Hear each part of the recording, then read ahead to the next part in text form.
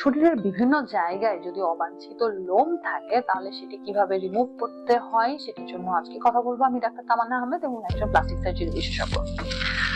শরীরে বিভিন্ন জায়গায় অবাঞ্ছিত লোম মানে হচ্ছে এমন না যে সবসময় অবাঞ্ছিত লোমই থাকবে।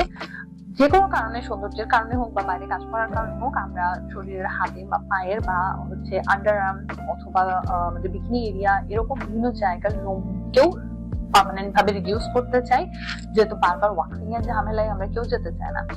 এছাড়াও বিভিন্ন হরমোনের সমস্যা, বিভিন্ন হার্সিটিজমের কারণে মেয়েদের অথবা ছেলেদের এই জায়গাগুলোতে অতিরিক্ত বা মুখে অতিরিক্ত লোম বা চুল গজায়, যেটি দেখতে খারাপ লাগে, এবং এক্ষেত্রেও আমরা প্লাস্টিক সার্জনটা আপনাদেরকে হেল্প করতে পারি।